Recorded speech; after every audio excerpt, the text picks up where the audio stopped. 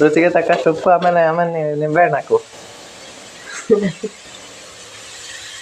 ನೀವಿಲ್ಲಿ ನೋಡ್ಬೋದು, ನಾವು ಕೆಲ್ಸಕ್ಕೆ ಬಂದಿತ್ತಲ್ಲಿ ನಮಗೆ ಬಿಳುವ ಹಣ್ಣು ಸಿಕ್ಕಿದೆ. ಇಬ್ಬರು ಕುತ್ಕೊಂಡು ತಿಂತಿದ್ದೀವಿ ನೋಡಿ ಇಲ್ಲಿ. ಅಷ್ಟೇ.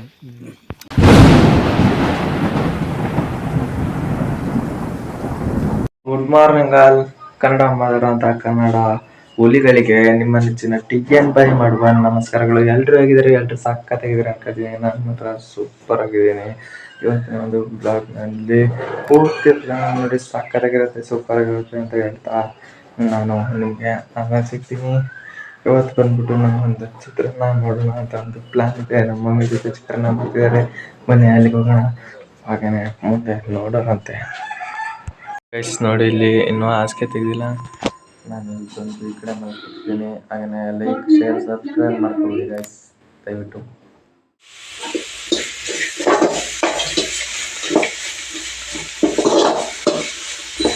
ಚಿತ್ರಾನ್ನ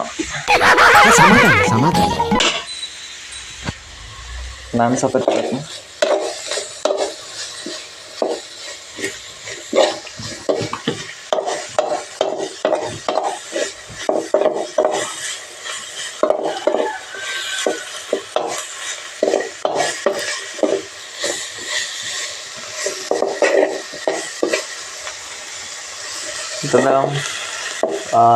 ಎಂತಮ್ಮ ಇದು ಅರೆದ ಎಂತದು ಅಂತ ಬಿಕ್ಕಳ್ತಾ ಇದ್ರೆ ನನಗೆ ತಿಕ್ಕಿ ಹಿಡಿಯುತ್ತೆ. ಬೆತ್ತಮೆಣಸಿನ ಪುಡಿ ಸ್ವಲ್ಪ ನೈಸರ್ಗಿಕವಾಗಿ ಕುಟ್ಟಿ ಮಾಡಿದ ಬೆತ್ತಮೆಣಸಿನಕಾಯಿ ಪುಡಿ. मतलब वो अलग ही लेवल का बंदा था. ಆಮೇಲೆ ರುಚಿಗೆ ತಕ್ಕಷ್ಟು ಉಪ್ಪು ಹಾಕಿ ಚಿತ್ರಾನ್ನ ಮಾಡೋದು ಹೆಂಗೆ ಅಂತ ಹೇಳ್ತೀನಿ.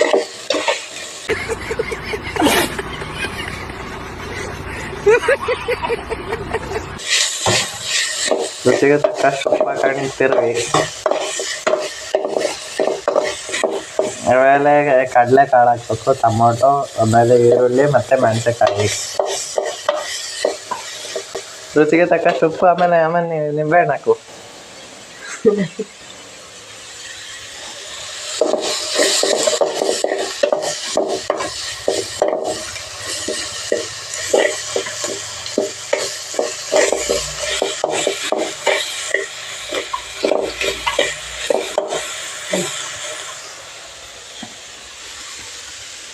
ಆಮೇಲೆ ಇದು ಹುಣಸೆ ಹುಳಿ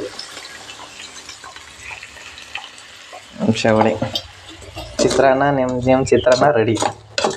ಅನ್ನ ಕಚ್ಕೊಂಡು ತಿನ್ನಿ.